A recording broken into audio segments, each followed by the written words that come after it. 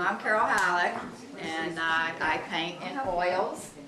We're going to do a landscape tonight, and I'm kind of known for loose painting, so I'll show you my technique and how I do loose painting. I do paint looser than some of you. We all use this basically across the board, the same techniques work, value, contrast, and such.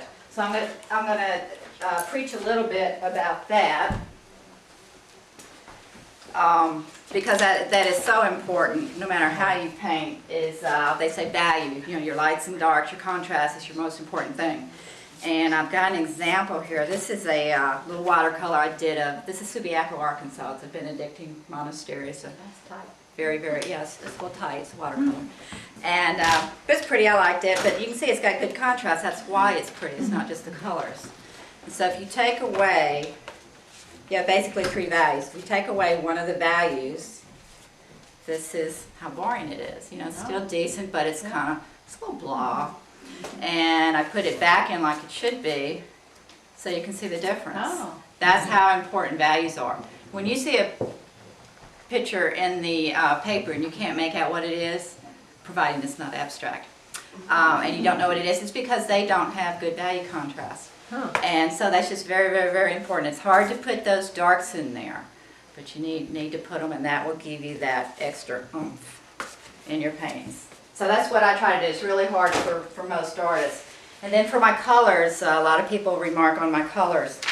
And what I try to do is, instead of using, and you've probably heard this before, instead of using black or white, you try to use color to darken, and you try to use color to lighten. So if I want to, say, lighten, darken a red, I will go towards a color, a darker color, which is purple, to darken my red. I don't use so much that it changes, that it will still read as red, but it will darken my red. And if I want to lighten my red, I'll go towards yellow, because yellow is lighter. And because if you use black, it works, it's a little bit boring. And if you use white, which you will see I do use a lot of white, if you use white, it washes it out. So you'll have a richer color palette if you try to do that. And then on the same on this side, if I want to darken my blue, I go towards purple. If I want to lighten my blue, I go towards yellow. So you use color to lighten, you use color to darken. Also, does anybody make mud that they don't mean to make mud in here? Yeah. Basically, complements make mud. Complements are, you know, opposites on the color wheel. Say warm, cool versus warm. If you put them side by side, they're beautiful. That's why you call them complements. But if you mix them, they make mud. So other than your primaries, of course, when you mix your primaries, you get a nice color. But basically, if you mix a warm with a cool, you get mud, and vice versa.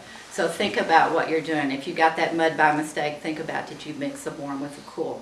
So it's really that simple, real simple. Let me draw in. I want to put my focal, which is that orange stuff, about here instead of here. This is where it was. Is that charcoal? Yeah, this is charcoal, vine charcoal. So that's going to be where my orange stuff is. I've got another tree here. And actually, I do better. See how high this water is? I do a lot better. For some reason, that doesn't work for me. You know, it works in a photo, but it doesn't work for me when I'm painting. So I'm going to bring my water down. So from here in the photo, to about so. So it'll be like that. And then here's my reflection. And that's really about it. Other than that, it's just a bunch of little shapes and color until I get to my detail. So I'm just basically going to cover my canvas up. And I changed the color up here and there. I forget, this is where I'm going, all the way down here. Change it up here and there, lights and dark. This is where my focus is going to be, so I'm going to put some good dark here. And you can see I just wipe my brush. And here's, so this is my kind of sunset. There's a lot of orange in this. Oops.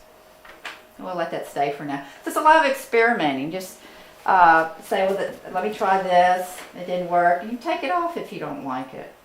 That's the beauty of oil. Just take it off. You're not hurting anything. So it's just a bunch of shapes. And when you see when I start putting the detail in, all this is going to start making sense. I actually go ahead and go around in there. And see how it's all melting into it and kind of making a bit of a mess around the edges? That actually is softening the edges so that it's putting some of that in the distance, because in the distance things are softer and the colors aren't as pretty. And so in a way it's creating a three-dimensional effect, because these stronger colors will come forward and these edges are going to go back a bit. Okay, so see, these are kind of my little sky hose. But I'm just putting paint on there. I'm covering it up because after a certain point, every step you make affects the whole thing. But at this point, it doesn't. You're just basically throwing it on there. And then we're going to play and start dissecting and see what it needs and this and that. So, and the water's really easy. You just repeat what's up here, and you go down and across, and down and across. The same thing with watercolor too. Go down and across. Now we're kind of ready for our focal thing. I'm going to put white in here because I'm kind of preparing to get my focal, the lightest white lights and the darkest darks and such. So this is, I call my magic wand, and I'm going to draw this in. You can use a credit card or credit card or a palette knife or something. This is a little rubber tip thing, and so I'm going to kind of draw this thing in here. And if I had stained this canvas orange, then it would be showing up just like this. So I'll probably paint some orange in on top of it. And here's a bit of post something. So now I'm getting to the point, what does it need, what does it want? Did that work? Did it, no it didn't, take it off. And then I'm going to repeat this down in my water. See, I have these two here. I have this area fighting with this area. Right. So I kind of have two focal points, even though that is a bunch of nothing. It is a focal point because that's my prettiest color there. So I'm going to downplay that because I want this to be important. So I'll put some green on top of that orange because it make a little bit of mud. And sharp lines will help your focal or direct your eye.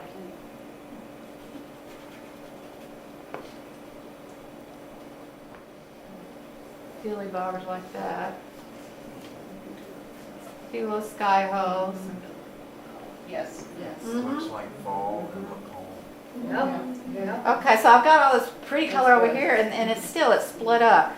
So I can bring some of this over here and some of this over here, and maybe then it will become one painting.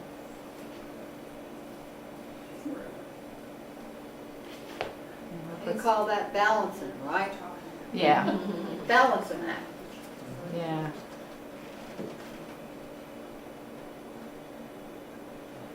And we still need some green here or so.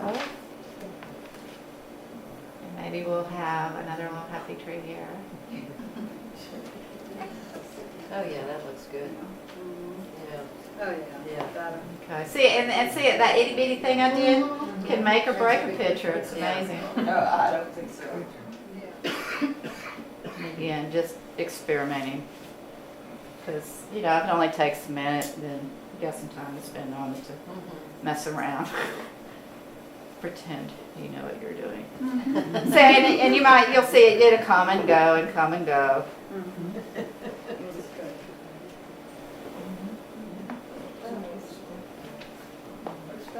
Yeah. Good. And I think it kind of needs a little more green down here. We'll let that be it for now. And then the good thing about thick paint is you can do that.